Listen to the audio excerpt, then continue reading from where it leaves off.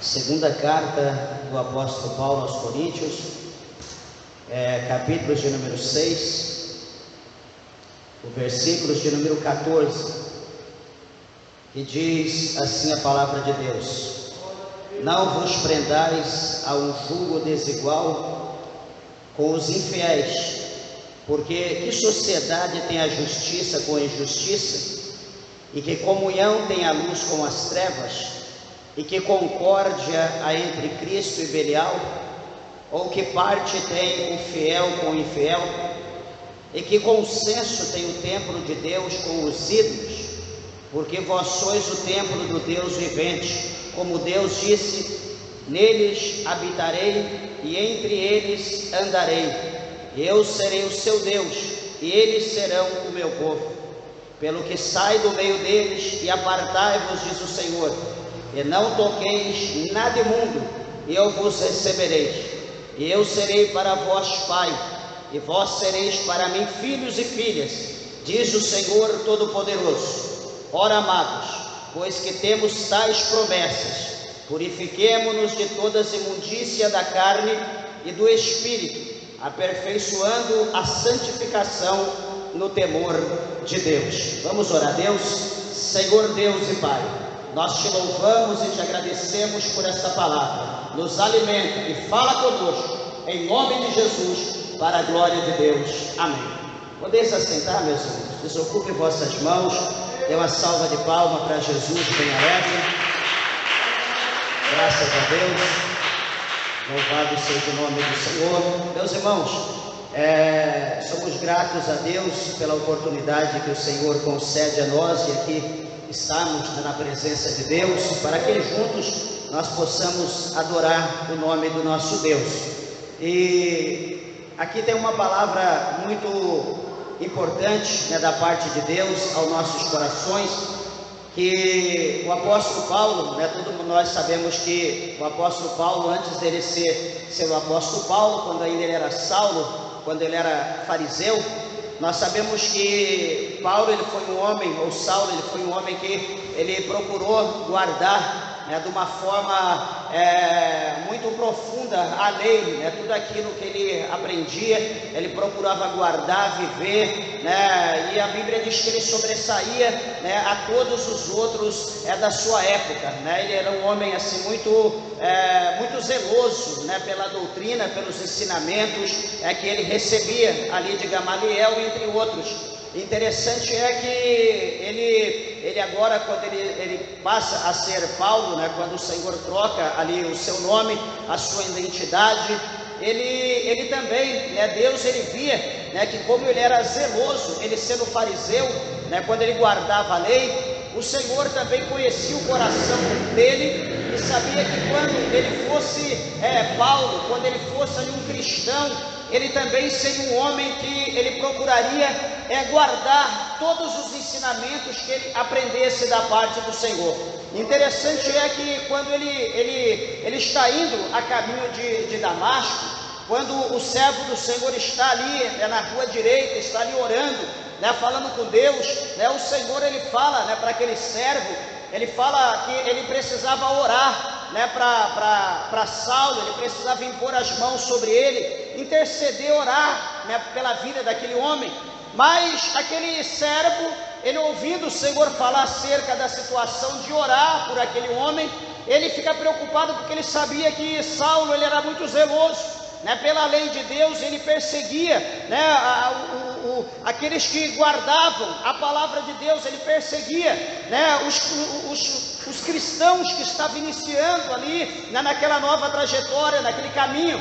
E veja bem que o Senhor disse para aquele servo que estava orando: olha, que você tem medo, não se preocupe, porque ele é para mim o servo escolhido, e ele saberá o quanto ele terá que padecer pelo amor do meu nome, E o Senhor diz que eu o escolhi para que a minha palavra fosse levada aos judeus, fosse levada aos gentios, aos reis, entre muitas pessoas, muitos povos. Então veja bem que o Senhor, ele conhecia a fidelidade de Saulo, ele sabia como era o coração de Saulo, e Deus então havia o escolhido para colocar algo grande na sua mão, para colocar uma grande responsabilidade sobre a sua vida. E, meus amados e queridos irmãos, e nós vemos que Saulo, ali no próprio Damasco, na própria cidade de Damasco, ali quando Saulo ele chega naquele lugar, quando ele recebe a oração, quando as escamas caem dos seus olhos, porque ele já estava cego 3 dias, quando ali ele volta a enxergar, a palavra de Deus mostra que imediatamente Saulo ele fora batizado. E sabe o que acontece quando Saulo ele é batizado? Quando Saulo sai da casa do servo de Deus, a Bíblia diz que Saulo agora ele vai pregar a palavra de Deus, agora ele vai anunciar o Evangelho, agora ele vai anunciar Jesus Cristo, de maneira que as pessoas ficavam com receio, achando que era uma estratégia do apóstolo ou de Saulo, achando que era uma estratégia para poder prender os crentes, porque se dizia que aquele, que antes era contra os cristãos, agora estava pregando o Evangelho, agora estava pregando Jesus Cristo a quem ele perseguia. Interessante veja bem, que no decorrer dos dias, dos meses, dos anos, a Bíblia vai mostrar para nós que o próprio Cristo vai revelar o Evangelho ao apóstolo Paulo. O próprio Cristo vai colocar a palavra na mente, o próprio Cristo vai colocar a palavra no coração de Paulo, como ele mesmo diz, como ele afirma que o Evangelho que ele pregava, ele não recebeu em Jerusalém, ele não aprendeu com nenhum daqueles que eram seguidores de Jesus, mas o próprio Cristo, por intermédio do Espírito Santo, havia revelado aquela palavra, e ele precisava pregar a todos aqueles que o ouvissem ou por onde ele passasse. Meus amados e queridos irmãos, deixa eu dizer algo para você, para a tua vida, nessa noite de hoje. Deus, ele tem pressa da obra na minha vida, na tua vida, na nossa vida. Deus nos escolheu para que nós tocássemos a trombeta na terra, para que nós viemos despertar os moradores dessa terra. Sabe por quê? Porque o fim está perto, porque o Senhor, ele está perto, e Deus, ele tem um amor muito grande pela nossa alma, pelas almas de todos os que habitam a terra. Então o Senhor escolheu você, como ele escolheu Paulo, para que nós possamos despertar o ânimo das pessoas, para que eles possam atentar os seus olhos para uma tão grande salvação, chamada Jesus Cristo de Nazaré. Quem crê na palavra do Senhor adora e glorifica a Ele nessa noite. Meus amados e queridos irmãos, interessante que a palavra de Deus, ela mostra para nós que o apóstolo Paulo, ele tinha um zelo muito grande pela palavra de Deus, e veja bem que o Senhor o dotou com todos os dons do Espírito Santo. Ele mesmo chega a dizer que ele falava mais línguas estranhas do que todos. E o que vai acontecer? O que a Bíblia mostra para nós? Que o espírito de sabedoria que estava sobre a vida de Paulo era muito tremendo. O conhecimento de Paulo era muito profundo, porque se você observar as suas cartas, principalmente as pastorais, como aqui em primeira e segunda carta aos Coríntios, a Bíblia vai mostrar para nós que o apóstolo Paulo, em meio a todas as dúvidas, em meio a todos os processos que acontecia na igreja de Corinto, porque não existe igreja perfeita, não existe igreja pura, não existe igreja exemplar aqui na terra, porque aonde, eu sempre falo, aonde há ser humano, aonde há pessoas, há falha, há erro. Nós estamos cada dia, cada dia, se nós não vacilarmos, ou se nós vacilarmos, se nós darmos brecha para o inimigo, nós estamos propensos a errar, propensos a tropeçar, a cair, a escandalizar o nome de Cristo. Então veja, por exemplo, a igreja de Corinto, se você pega da primeira carta e você passa pelos 16 capítulos, você entra em 1 Coríntios e você vem, aliás, em 2 Coríntios, e chega até aqui neste capítulo de número 6, você vai ver, como nas outras, mas eu estou dizendo nesses, você vai ver que em todas as situações que havia dúvida, que os irmãos escreviam a Paulo, Paulo então ele reescrevia outra carta, explicando, tirando a dúvida, exortando, ensinando a igreja.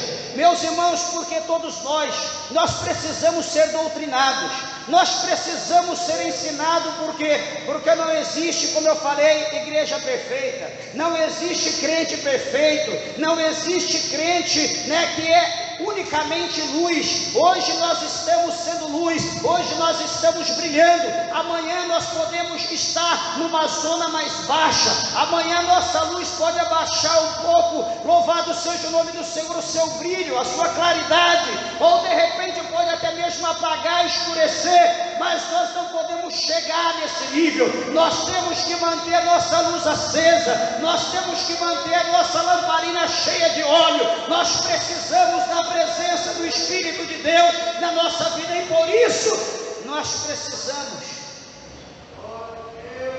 da palavra de Deus na nossa vida. Como eu falei que todos nós precisamos ser doutrinados todos os dias. Analisamos aqui, por exemplo, o capítulo de número 3, como todos são conhecidos, são conhecedores, do capítulo 3, do versículo de número 13, da carta do escritor aos Hebreus. O escritor aos Hebreus, no capítulo 3, no versículo 13, ele diz: antes, exortai-vos uns aos outros todos os dias. Veja, exortai-vos uns aos outros todos os dias, durante o tempo que se chama hoje. Por quê? Para que nenhum de vós se endureça pelo engano do pecado. O que eu falei? Que todo dia nós precisamos ser doutrinados. O que eu disse? Todo dia nós precisamos ser ensinados. Por quê, meus irmãos? Para que nenhum de vós se endureça pelo engano do pecado. Analisa bem, quando eu falo dessa maneira, nós olhamos a situação, quem não lembra da situação de Adão e Eva? Quem não lembra da exortação de Deus, diretamente Deus falando para Adão? A palavra entrou no ouvido, batia no coração de Adão. Adão fala a Eva, Adão diz a Eva, ela recebe no seu ouvido, a palavra desce no coração: olha, vocês podem comer de todos os frutos, de todas as árvores, exceto a árvore que está no centro do jardim, a árvore da ciência, do conhecimento do bem e do mal. Nela vocês não toquem, porque o dia que vocês tocar, o dia que vocês comerem do fruto, certamente vocês morrerão.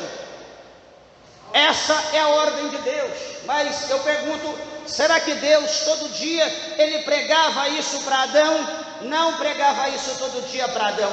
Será que Adão pregava isso todo dia para Eva? Não pregava todo dia isso para Eva, Adão. Então veja bem, por não pregar todo dia, por não ensinar todo dia, chega um momento que nós esquecemos. Chega um momento, por exemplo, vamos analisar a situação da nossa igreja de hoje, a igreja do século 21. Se nós formos fazer uma retrospectiva e nós olharmos para o passado, nós vamos ver a igreja de antigamente uma igreja diferente. Hoje a igreja do século 21 está como uma igreja, como uma menina, como uma criança, Aí uma criança da rua, uma criança que não serve a Deus, que não tem o conhecimento da verdade, uma criança, uma jovem que anda de bermuda, que anda de minissaia, que anda mostrando as suas vergonhas, uma criança que não tem ensinamento, que não tem repreensão do pai. A igreja de hoje está dessa maneira, por quê? Porque a igreja está cortando a saia, está cortando o vestido, está aparecendo a vergonha, está dando falso testemunho. A igreja está cada dia mais produzindo a lascívia, está cada dia mais produzindo o pecado. Bendito seja Deus, é crente com crente caído, é crente com pessoas do mundo caído. Por quê? Porque faltam os ensinamentos da palavra de Deus. Hoje não se pode mais pregar, hoje não se pode mais doutrinar, hoje não se pode dar mais ensinamento, hoje não pode dizer que cortar cabelo é pecado, hoje não pode mais dizer que pintar cabelo é pecado, porque se disser, as pessoas vão sair da igreja. Não é o que está acontecendo hoje não pode falar mais nada. É como exortar o filho, hoje não pode exortar mais o filho. Não exorte o teu filho não, deixa ele do jeito que está. Amanhã ele vai estar te cobrindo no soco, no tapa, te batendo, jogando para fora, te matando para roubar o que é teu.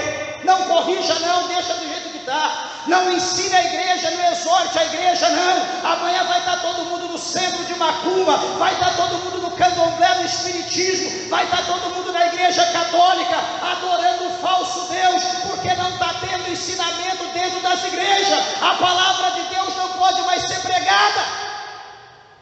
O negócio de Paulo era com Deus. Paulo, ele aprendeu com Deus, eu não tinha que dar satisfação. Quer, amém, não quer, problema é teu.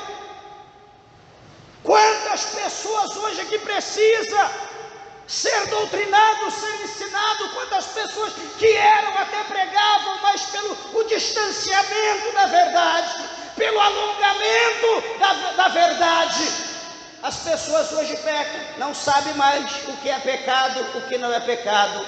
Hoje se diz, Deus, ele só quer o meu coração. Deus está procurando o coração. E assim as pessoas estão vivendo preocupado só com o coração. Interessante é que se o coração ele tivesse alvo como a neve, interessante é se o coração ele tivesse limpo, interessante é se o coração tivesse como o coração de Cristo, ainda daria certo.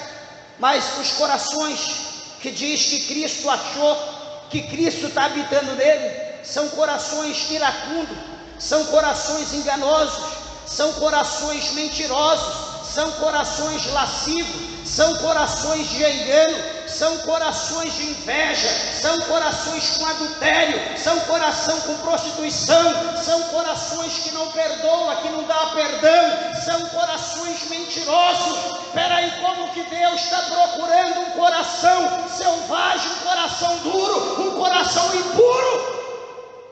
Como estão se dizendo hoje? É por essas e outras coisas que o apóstolo Paulo, ele exortou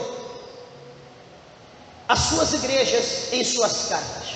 E alguém pode olhar e falar, peraí, mas Paulo, ele foi tão duro. Meus irmãos, Paulo sendo desse jeito, ele vai escrever para a igreja da Galácia no capítulo 1, ele vai escrever para a igreja da Galácia no capítulo 3, ele vai dizer, olha a igreja da Galácia, olha irmãos, eu me admiro de vocês como que tão depressa, vocês passaram do evangelho, o evangelho que eu vos ensinei acerca de Cristo, para um outro, se eu posso dizer que é outro evangelho. Eu me preocupo como vocês transferiram, como vocês passaram tão rápido da verdade para a mentira. Veja, Paulo pregando, ensinando, escrevendo, e daqui a pouco a igreja da Galácia, ela se descambela, ela vai por outro caminho, ela segue outro evangelho, ela segue outra doutrina, e ela vai abandonando aquilo que Paulo havia ensinado. E deixa eu falar uma coisa, meus irmãos, por isso a necessidade de nós falarmos da palavra de Deus, falar a verdade. Não é falar a verdade, doutrinar, ensinar, que é a mesma coisa, não é atacar a pessoa. Pregar a palavra de Deus, falar a doutrina ou o ensinamento da palavra é falar a verdade acerca do pecado, não é falar da pessoa. Peraí, pastor, mas a pessoa vai se sentir ofendida. Então peraí, o negócio que Deus tem é com você, o negócio que Deus tem é com a tua alma. Deus quer te salvar. Só o que está fazendo você sentir, o que está fazendo você sentir dor, sentir vergonha, é o pecado que está em você. O que eu faço então? Chega em casa, tira a roupa pecaminosa, tira a máscara pecaminosa, tira a nódoa do pecado que está em você, lava, pede para Jesus lavar com o sangue dele, pede para Jesus limpar a sua veste, pede para ele te dar um banho na cachoeira do seu sangue e colocar sobre a sua vida vestes novas, calçado novo, anel novo, te dar um novo nome, Lavassúria Candarábia. E quando você ouvir a palavra de Deus, quando você ouvir os ensinamentos de Deus, você vai ter prazer, você vai falar em mistério, vai falar em língua estranha, você vai sentir o gozo do Espírito Santo na tua vida. Por quê? Porque você está da maneira que Jesus ele quer. Ande sobre a prove ansebe, o camassuriana labracheia. quando eu olho para essa palavra do capítulo 6, que Paulo ele escreve aos Coríntios, no versículo de número 14, Paulo aqui ele vai mostrar para a igreja, porque a igreja daquela época, a igreja do Coríntios, ou de Coríntios, devido a igreja estar num lugar estratégico, devido a igreja estar ali próximo de um porto, devido a vir muita gente para a igreja de Coríntios, pessoas gregas, pessoas romanas, pessoas de muitos lugares, das regiões e de outros lugares, a igreja de Corinto, ela recebe todo tipo de pessoas.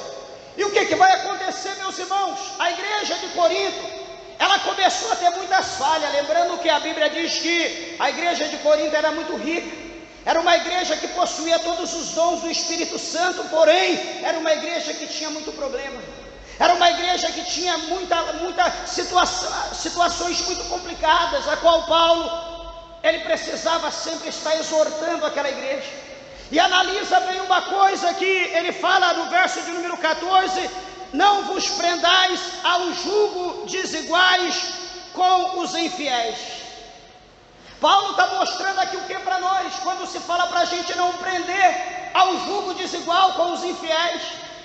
Queridos, como eu falei, eram pessoas de todos os lugares que vinham à igreja de Corinto. Havia pessoas que defendiam muitas teses, haviam pessoas religiosas, haviam cristãos, haviam sectaristas, muito tipo de gente.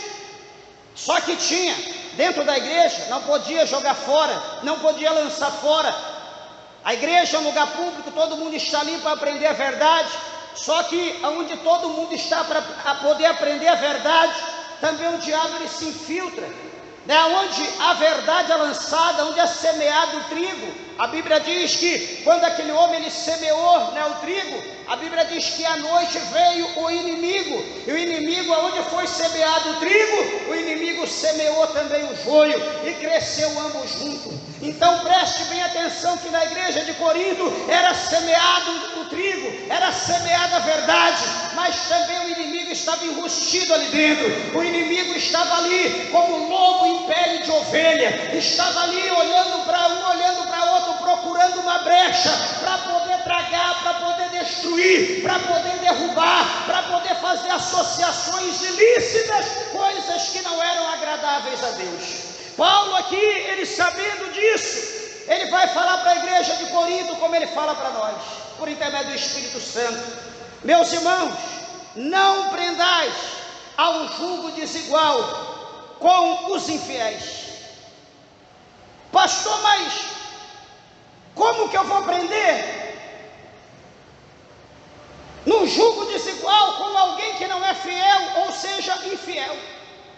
Igreja, o nosso negócio, nós que somos luz, nós que somos crentes, tudo que nós tivermos que fazer, nós temos que fazer na direção do Eterno, na direção de Deus.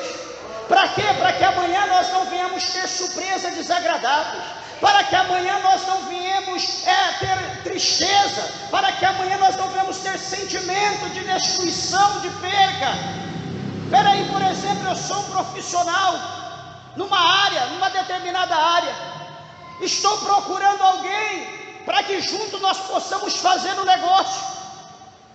O que vai acontecer? A igreja está cheia de homens sábios, está cheia de homens capacitados.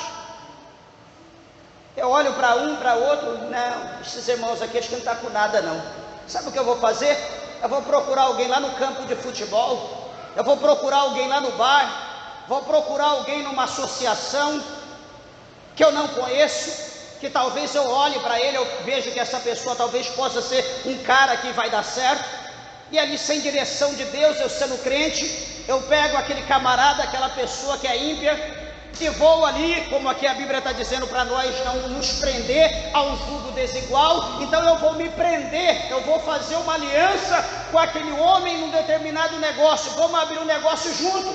Espera aí, eu vou abrir um negócio, o que vai entrar na empresa, como crente, eu vou tirar o dízimo do Senhor, eu vou abençoar a obra de Deus. Espera aí, mas o homem que vai estar comigo, ele não é crente, ele vai fazer oferta ao espiritismo, ele vai fazer oferta a outros lugares, ele vai fazer festa com bebida, com coisas no ambiente de trabalho, vai colocar música mundana, aquele ambiente que é um ambiente onde está a presença de Deus. Automaticamente Deus não vai poder se fazer presente. Por quê?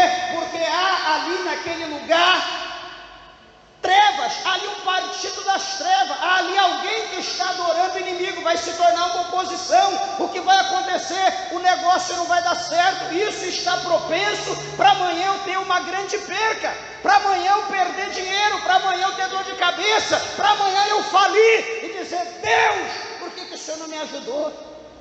Queridos, quando Deus diz uma coisa e nós fazemos de acordo com a ordem de Deus, é uma coisa.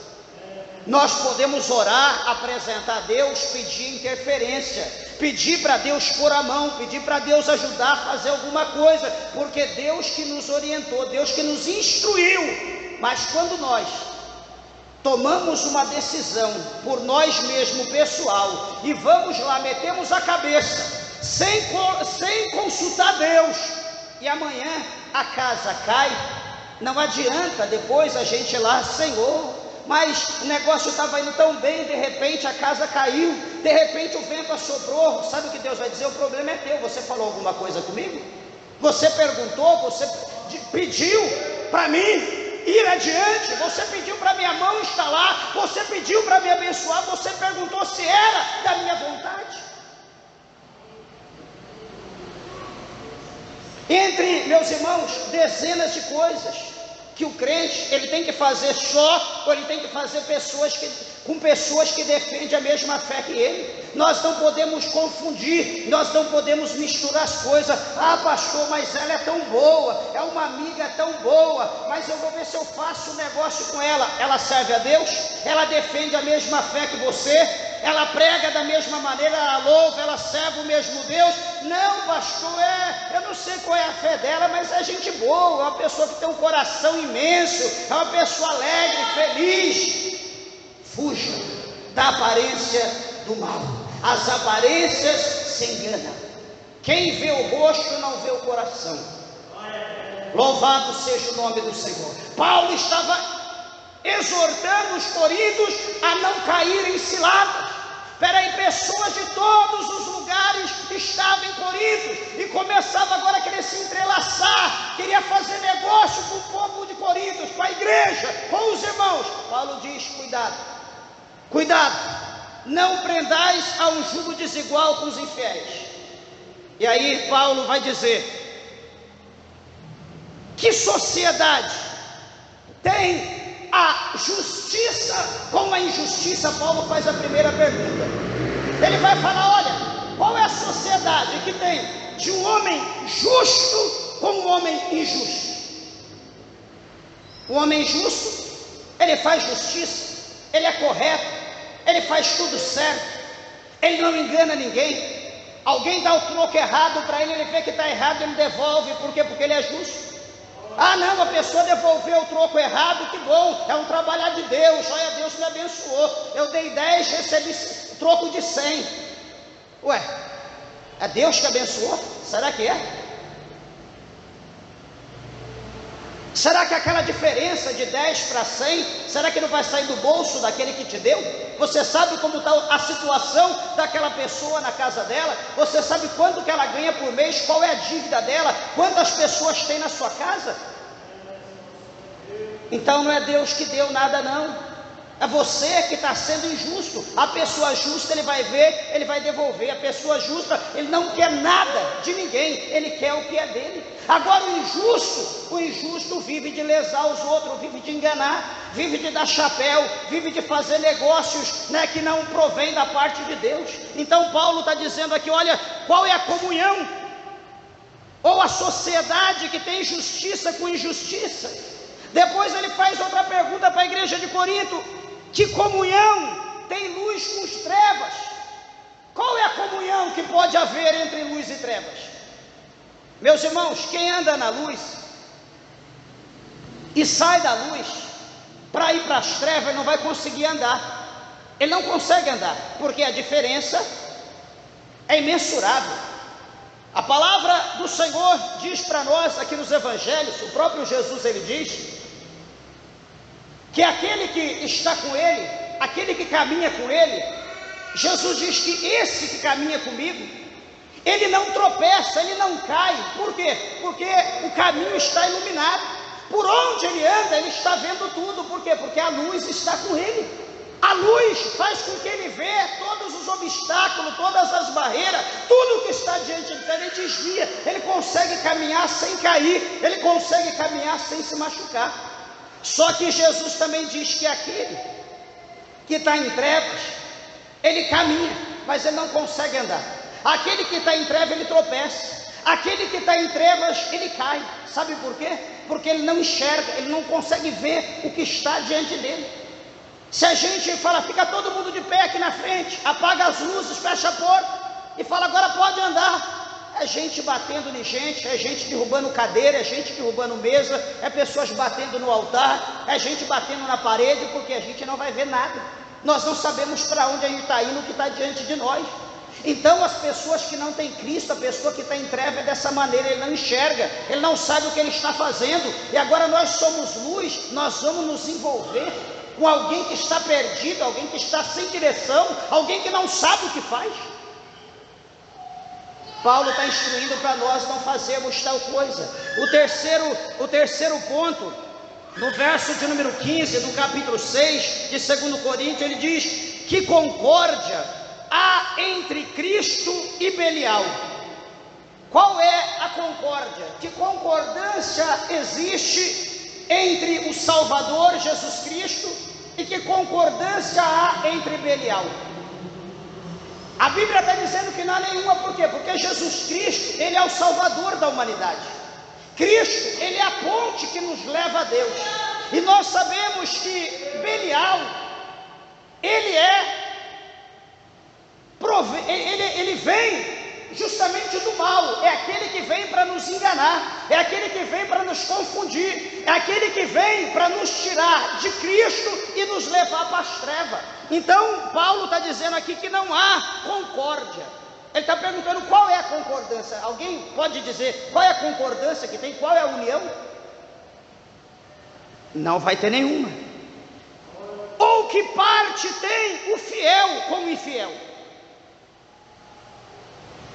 Não existe. Paulo ele fala aqui a Timóteo, ele escreve dizendo a Timóteo que mesmo que nós sejamos infiel, Cristo ele continua sendo fiel, porque ele não nega a si mesmo. Nós de certa forma somos infiel, por mais que procuramos ser fiel, mas nós sempre somos infiéis, sempre. Mas agora Cristo, em todo o tempo, Cristo ele é fiel. Em todo o tempo ele foi, ele é, sempre ele será fiel. Nós temos que ter certeza disso. Ele é fiel. Cristo é fiel. E a outra coisa que ele diz aqui para nós, que consenso tem o templo de Deus com os ídolos. Que consenso tem o templo de Deus com os ídolos? Meus irmãos, essa parte, a qual o apóstolo Paulo, ele fala qual é o consenso que tem, é algo muito interessante. A palavra do Senhor, ela mostra para nós lá no livro de Samuel, no primeiro livro de Samuel, lá no capítulo de número 4, que Israel, eles vão lutar contra os filisteus, eles vão guerrear. E nessa guerra, eles guerreando, eles vão perder cerca de quase 5.000 homens. Só que eles perdendo esses quase 5.000 homens, eles vão dizer a alguns para que volte até Israel e pegue a arca de Deus que estava no santuário de Deus e levasse a arca para a peleja. O que vai acontecer? Ofni e Finéias, eles sendo sacerdote, filhos de Eli, eles vão pegar a arca e vão levar a arca para o campo de batalha. Chega lá, o povo vai ficar feliz da vida, vai gritar que a terra vai estremecer. Só que os filisteus, eles recebem uma palavra de ordem, eles recebem uma palavra de ânimo do seu maioral, dizendo: olha, filisteus, sejam homens, sejam valentes, sejam fortes, nós vamos vencer.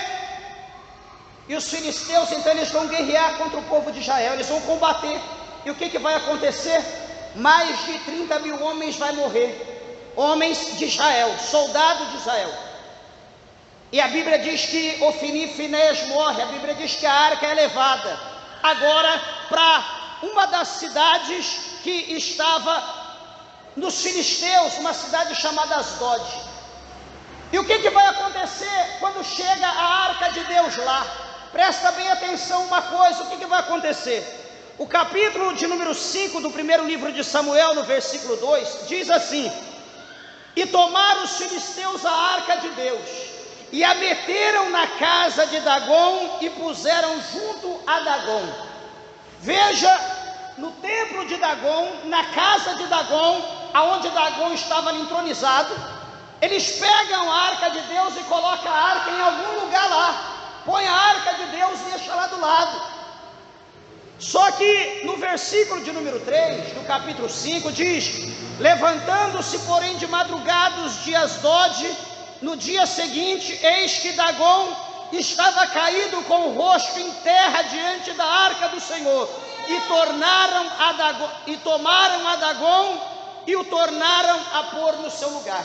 Então, aquela primeira noite, quando a arca estava de lado, a Bíblia diz que quando eles acordam de madrugada, Dagom está caído prostrado. Eu não sei o ângulo, a altura, o local, mas interessante é que Dagom, ele sai do seu lugar, é levado, né, no nível espiritual, e ele cai, é colocado prostrado diante da arca de Deus.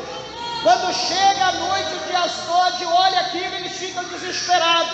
Eles pegam Dagom, colocam Dagom do mesmo jeito. Veja, o poder do Deus dos filisteus tinha que ser carregado, movido por pessoas, porque ele não podia levantar e voltar para o seu trono sozinho. Eles colocam lá, chega a segunda noite, versículo 4: e levantando-se de madrugada na segunda noite, pela manhã, eis que Dagom jazia caído com o rosto em terra diante da arca do Senhor, e a cabeça de Dagom e ambas as palmas das suas mãos estavam cortadas sob o limiar, somente o tronco ficou a Dagom. As mãos, a cabeça havia sido cortada e só o tronco, só essa parte de Dagom estava lá. Ou seja, meus irmãos, não existe comunhão entre Deus e ídolos, não existe comunhão entre Deus e trevas. Chegou um determinado dia que o povo de Israel estava em cima do muro. Chegou um determinado dia que o povo de Israel não passava para a direita e nem para a esquerda. Chegou um determinado dia que o povo estava ali sem saber o que fazer, talvez como você. Pastor, o que eu faço? Pastor, que caminho que eu tomo, que eu sigo? O capítulo 18, o versículo 21 do primeiro livro de Reis, diz: então Elias se chegou a todo o povo e disse: até quando cochearei entre dois pensamentos? Se o Senhor é Deus, seguiu, e se Baal é Deus, seguiu. Porém o povo não lhe respondeu nada. Elias vê o povo em cima do muro. Elias vai dizer: por que vocês estão em dois pensamentos? Por que vocês estão indecisos? Vocês servem a Deus ou vocês servem o mundo? Ah, não sei, eu não estou servindo a Deus nem o mundo, eu estou em cima do muro. Deixa eu te dizer uma coisa, que o diabo, ele está te enganando. Meus irmãos, a dúvida, ou seja, está em cima do muro, ou a indecisão, que é estar em cima do muro, significa que nós estamos do lado do inimigo. Deus, ele não tem compromisso com pessoas indecisas. Deus não tem compromisso com pessoas que estão em cima do muro. Deus tem compromisso com quem tem compromisso com Ele. Por isso que Elias vai dizer: peraí, por que vocês estão cocheando? Se Deus é Deus, segue Deus. Agora, se Baal é Deus, segue Baal. Que negócio é esse de ficar com um pé na casa de Deus, um pé na casa de Baal? Decidam. O versículo 24 do capítulo 18 do primeiro livro de Reis, Elias vai dizer: então invocai o nome do vosso Deus, e eu invocarei o nome do Senhor, e há de ser que o Deus que responder por fogo, esse será Deus. E todo o povo respondeu e disse: é boa esta palavra. O povo queria mostrar para Elias que Baal, o Deus do templo de Baal, o Deus Baal era tão poderoso quanto o Deus de Israel. Então diz a Bíblia que agora eles vão preparar o altar. O povo que servia Baal vai preparar um altar, vai colocar o bezerro, vai cortá-lo e vai clamar Baal, vai gritar por Baal, vai orar, vai suplicar, vai rezar, vai fazer de tudo, até que chega o momento já do dia que eles não aguentam mais. Eles começam a se retalhar com faca, começam a pegar todo tipo de coisas cortantes, se cortam, derramam sangue e gritam: pelo amor de Deus, Baal, responde, fala conosco. Nada de Baal falar, nada de Baal fazer. Deixa eu perguntar alguma coisa: alguém que já foi adorador de ídolos, você já perguntou alguma coisa para um ídolo e o ídolo abriu a boca e disse: é verdade, é dessa forma, é assim mesmo, ou faça desse jeito, não faça desse jeito que não vai dar certo? Algum ídolo já falou? Algum ídolo você já perguntou para ele, ele não falou nada, você diz: olha, ídolo, meu Deus, meu Senhor, você não pode falar, eu sei, mas pelo menos pisca o olho, dá um sinal, balança a cabeça para mim saber que você está me ouvindo. Você pode ser mudo, mas você enxerga, suponho, dá uma piscada, faça alguma coisa. Alguém já viu algum ídolo fazer isso? Nunca. Não espere, você vai morrer de ira. Eu suponho, ou eu sugiro que você fique com o martelo na mão. Quando você perguntar, quem não fizer não, você ficar na ira, porque vai estar falando com um pedaço de pau, quebra no martelo, para você acabar a ira, e dobra o joelho e fala com Deus, e vamos ver se você não vai obter resposta. Vamos ver se Deus vai te deixar no vento, vamos ver se Deus vai te deixar sem palavra. Louvado seja o nome do Senhor. Elias fica de manhã até a tarde vendo aquela cena, vendo aquele derramamento de sangue, pessoas com punhal se cortando, se furando, derramando sangue, clamando por um Deus que nada pode, que poder nenhum tem. Elias, chega, acabou, chega de tanto sacrifício, chega de tanto derramamento de sangue, vamos dar um tempo. Deixa eu preparar o altar, deixa eu pegar aqui um altar, deixa eu preparar o altar, edificar o altar. Elias pega 12 pedras, representando as 12 tribos de Israel, representando ali, cada pedra, uma das tribos de Israel.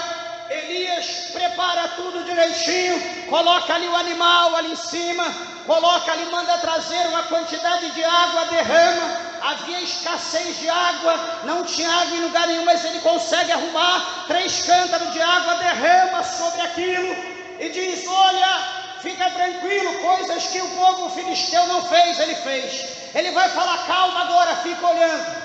Vamos ver o Deus que responder por fogo, esse será Deus. O versículo de número 36, do capítulo 18 do primeiro livro de Reis, diz a Bíblia que sucedeu, pois que oferecendo-se oferta de manjares, o profeta Elias se chegou e disse, olha a oração de Elias: ó Senhor Deus de Abraão, de Isaque e de Israel, manifesta-se hoje que tu és Deus em Israel, e que eu sou teu servo, e que conforme a tua palavra fiz todas essas coisas.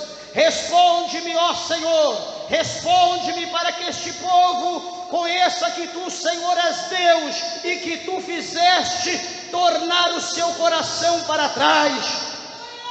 Último versículo: então caiu fogo do céu e consumiu o holocausto e a lenha e as pedras e o pó, ainda lambeu a água que estava no rego, o que vendo todo o povo caiu sobre o seu rosto e disse-lhe: só o Senhor é Deus, só o Senhor é Deus, só o Senhor é Deus. A Irmãos, eu quero sugerir, você que tem temor pelo templo, você que tem temor pelo ídolo, você que tem temor pela imagem, você que é criador de imagem, você que é adorador de imagem, eu quero dizer nessa noite, Lamassurianda, eu te convido pela palavra de Deus a adorar aquele que te fez, aquele que fez os céus e a terra, aquele que tem todo o poder, que o que ele pensa, o que ele fala, assim acontece segundo a sua vontade. Lamando devassia, aquele que ouve o pensamento, aquele que ouve o gemido, aquele que entende o que uma lágrima quer dizer. Eu quero convidar você a adorar, a servir o Deus Todo-Poderoso, o Criador dos céus, o Criador da terra. O apóstolo Paulo ele vai concluir dizendo: porque vós sois o templo do Deus vivente, como Deus disse, neles habitarei, entre eles andarei, e serei o seu Deus, eles serão o meu povo. Olha aqui o que o Senhor está dizendo, por intermédio do apóstolo Paulo, que nós, não é essas quatro paredes aqui, ele está dizendo vós, ele está dizendo vocês são o templo do Deus vivente. Ou seja, Paulo está dizendo, olha, o Espírito Santo de Deus há de habitar em vocês, Jesus há de habitar em vocês, o Espírito Santo há de habitar, há de morar na vida de vocês, porque vocês são o templo do Deus vivente. E ele está dizendo, neles habitarei, e entre eles andarei, e eu serei o seu Deus, e eles serão meu povo. Quando nós somos templos de Deus, morada do Espírito Santo de Deus, o que acontece? Deus vai habitar em nós. O que acontece? Deus, ele vai passear, ele vai andar em revista no nosso meio. O que vai acontecer por intermédio disso? Deus, ele será o nosso Deus, e nós automaticamente seremos povo de Deus. Por isso que ele está dizendo para nós não nos contaminarmos com imagem, com ídolos, com coisas seculares, com coisas desse mundo. Ele está dizendo, como fala aqui no capítulo 7 do segundo livro, da segunda carta aos Coríntios, no verso 1, ele diz: ora, amados, porque temos tais promessas, purifiquemo-nos de toda a imundícia da carne e do Espírito, aperfeiçoando a santificação no temor de Deus. Meus amados e queridos irmãos, presta atenção que esse capítulo 7, esse versículo 1, está falando acerca da purificação. E interessante é que a purificação, ela é uma ação dupla, que quer dizer o quê? Afastar-se. A purificação, ela vem de uma ação dupla, que é, primeiro, afastar-se do pecado, e a outra ação é voltar-se para Deus. Essa é o sentido da purificação deste versículo 7. Afastar do pecado, por quê? Porque nós conhecemos a Deus agora, porque nós aceitamos o Senhor, porque nós morremos para esse mundo, porque nós ressuscitamos para Cristo, nós vivemos agora em novidade de vida. Então agora nós afastamos do pecado, e agora então o nosso alvo, o nosso foco, o que vai nos atrair agora é a luz, é a presença de Deus, essa glória que vai nos atrair. E ele diz no verso 17 do capítulo 6: pelo que sai do meio deles e apartai-vos, diz o Senhor, e não toqueis nada imundo, e então eu vos recebereis. Você está vendo o cuidado de Deus conosco em afastar, para que nós nos afastamos do pecado. Você vê o cuidado de Deus. Aí hoje o povo diz: não, Deus só quer o meu coração. Meus irmãos, isso é mentira do diabo. A Bíblia fala para nós em 1 Tessalonicenses 5:23 que o Senhor, ele nos quer limpo, ele nos quer perfeito, ele nos quer puro no nosso espírito, na nossa alma e no nosso corpo. Ele não diz apenas coração, é espírito, alma e corpo. Por isso que ele está dizendo aqui, ó, pelo que sai do meio deles, apartai-vos, diz o Senhor, e não toqueis no que é imundo, eu vos recebereis. O Senhor está mostrando aqui para nós, por intermédio desse versículo, para nós afastar do pecado, para nós voltar para Deus. Você que conhece a verdade, meu irmão, você que já andou na doutrina, você que já pregou a verdade, você que já ensinou, o que aconteceu? Minha irmã, você que já pregou a palavra de Deus, você que já viveu a verdade, você que já pregou doutrina, os ensinamentos da palavra de Deus, você que já pregou sobre cortar cabelo que não pode, o que aconteceu que hoje você corta? Você que pregava que não podia pintar, tingir cabelo, hoje você tinge. Você que pregava contra a televisão, hoje você tem uma telona lá do tamanho da tua parede. O que está acontecendo? Você que pregava contra o jogo, hoje está jogando. Você que pregava contra a mentira, hoje mente. Você que pregava contra a prostituição, o adultério, casa quase todo ano, troca de marido, troca de mulher, não tem mais problema. O que está acontecendo? Olha o que Jesus diz aqui: sai do meio deles, apartai-vos, e não toqueis em nada imundo, para que eu vos receba. Ou seja, uma igreja contaminada, um povo contaminado, uma igreja impura, um povo impuro, Deus não tem negócio, Deus não tem prazer. Veja o que diz o último versículo do capítulo de número 6 de 2 Coríntios. E então nós nos separando de tudo isso, nós não tocando em nada imundo, Jesus vai dizer: eu serei para vós pai, e vós sereis para mim filhos e filhas, diz o Senhor Todo-Poderoso. Todo mundo diz que tem Deus como pai ou por pai. Você pode dizer como força de expressão, mas a Bíblia diz lá em Hebreus 12, que o Senhor, todos aqueles que é filho, todos aqueles que são filhos de Deus, Ele diz que Ele açoita, ou seja, Ele bate e Ele corrige todos aqueles que Ele tem por filho.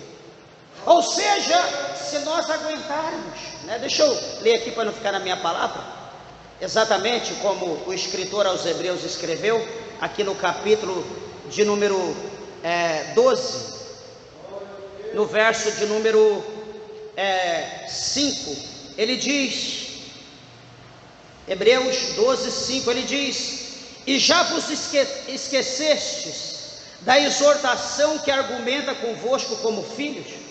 Ele diz: filho meu, não despreze a correção do Senhor, e não desmaies quando por Ele fores repreendido. O que ele está mostrando aqui para nós? Que nós, em ser exortados, em ser repreendidos pelo Senhor, Ele está dizendo: não desmaie. O que o escritor está mostrando aqui? A repreensão de Deus é pesada. Já pensou, se já viu alguma situação que um pai foi corrigir o filho e a repreensão foi tão forte que o filho caiu desmaiado? Pastor, esse pai é louco, tem que ir preso. Aqui a Bíblia está dizendo no verso de número 5 para nós, né, no verso de número 5: não desmaies quando por ele fores repreendido. Versículo 6: porque o Senhor, Ele corrige o que ama e açoita a qualquer que recebe por filho. Então nós não podemos dizer que a palavra de Deus é dura. Isso é o amor de Deus. É o Senhor, quando Ele nos corrige, Ele nos açoita, é porque Ele está nos purificando, é porque Ele está tirando de nós a impureza, é porque Ele está tirando de nós a sujeira, é porque Ele está tirando de nós o mundanismo, o pecado que está em oculto na nossa vida. Ninguém bate ninguém em filho, ninguém corrige filho, porque tem prazer de ver o filho sofrer. O filho só é corrigido quando ele faz alguma coisa errada. Bendito seja Deus, porque quando ele não erra, ele é digno de ser exaltado, ele é digno de receber carinho, de receber palavras boas que exalta o seu comportamento. Mas quando ele erra, pode ter certeza que o negócio vai ficar estreito. Ele tem que ser corrigido. Presta atenção no verso de número 7 do capítulo 12 de Hebreus. Diz o escritor: se suportais a correção, Deus vos trata como filhos. Por que filho há que o pai não corrige? O que a Bíblia está mostrando aqui para nós? Presta bem atenção. Que nem todos vão suportar a correção. Porque quando a correção vier, ele vai desmaiar. Ele vai dizer: a palavra é dura, a palavra dói, eu não dou conta não, eu não aceito, está aqui para ouvir isso, não dá certo não, eu vou embora, vou viver minha vida. Mas o Senhor está dizendo aqui: se suportais a correção, Deus vos trata como filho. Então, se você dizer a palavra dura, eu não dou conta, eu vou embora, não quero saber, pode ter certeza que você nunca será filho de Deus. Você só será se você suportar e andar como Deus quer. Diz o 8: mas se estais sem disciplina, sem correção, da qual todos são feitos participantes, sois então bastardos e não filhos. Olha a diferença de filho. O filho, ele é corrigido, o filho, ele é disciplinado, e ele está ali sempre às ordens do pai, sempre ali: sim Senhor, amém, assim seja, eis-me aqui. Agora, o bastardo é aquele indisciplinado, é aquele que não recebe a disciplina, é aquele que não aceita. O pai vai chamar ele para resolver, para conversar, para dar disciplina, ele pula a janela, ele corre, ele pula a cerca, ele pula o muro, ele sai correndo pela porta. Ele não quer ter negócio, ele não quer aceitar a disciplina, ele não quer aceitar a correção. Mas o outro senta e diz: meu pai, eu errei, eu estou aqui, pode açoitar, pode corrigir, porque eu reconheço os meus erros. Então esse é o herdeiro, esse é o filho legítimo. Agora o outro é o bastardo, o outro que está sem correção, ele não é filho, ele é bastardo. Diz a Bíblia ao verso 9: além do que tivemos nossos pais segundo a carne, para nos corrigirem, e nós os reverenciamos, não nos sujeitaremos muito mais ao Pai dos Espíritos para vivermos? O escritor aos Hebreus diz: nós sujeitamos os nossos pais. Os nossos pais faziam o que bem queria, nós não nos respeitávamos, nós respeitávamos eles. Então, peraí, nós não vamos ser submissos ao Pai dos Espíritos? Nós precisamos passar por esse processo. Para quê? Para que nós vivamos. Porque se nós não passar por esse processo, nós não teremos vida. É simples de entender a palavra. E o último versículo ele diz: porque aqueles, na verdade, que por um pouco de tempo nos corrigiam como bem lhes parecia, mas este para nosso proveito, para sermos participantes na sua santidade. A correção de Deus é para que nós sejamos santos como Ele. E fechando, e na verdade, toda correção no presente não parece ser de gozo, senão de tristeza, mas depois produz um fruto pacífico de justiça, nos exercitado por ela. Hoje pode doer, hoje pode ficar com vergonha, hoje pode ficar vermelho. Por quê? Porque está evidente, porque as coisas estão aparecendo, mas de acordo com que a palavra vai lapidando, de acordo com que a palavra vai batendo, de acordo com que a água vai caindo da cachoeira do céu, vai batendo sobre a tua vida, vai limpando. Hoje pode estar chorando, hoje pode estar dormindo, mas de acordo com que você vai ouvindo, de acordo com que você vai vindo à casa de Deus, vai aprendendo, de acordo com que você vai largando o pecado, daqui a pouco você vai dizer: puxa vida, doeu. Não foi fácil não, mas hoje, graças a Deus, hoje é só vitória. Hoje eu aprendi, hoje o tempo me transformou em mestre, hoje o tempo me tornou mestre, hoje eu estou crescendo na graça e no conhecimento, hoje eu não sou mais bastardo, hoje eu sou filho. Louvado e exaltado é o nome do Senhor. Meus irmãos, que glória, meus irmãos, que maravilha, que o Senhor Deus possa abençoar a tua vida cada dia mais e mais, que você seja cheio da presença do Espírito Santo de Deus, que você guarde a palavra do Senhor no teu coração, que você medite na palavra de Deus. A palavra de Deus é simples, a palavra de Deus está explicada, e Peça a orientação do Espírito de Deus, peça para que o Espírito Santo abra os seus olhos, para que você possa meditar, para que você possa compreender a palavra de Deus e viver de acordo, não com a vontade das pessoas, não com a vontade dos homens, mas de acordo com a vontade da palavra, por intermédio do Espírito Santo de Deus. Amém, meus irmãos? Que assim o nosso Deus e Pai possa nos abençoar em Cristo, e as palmas bem alegres exaltam o nome do Senhor.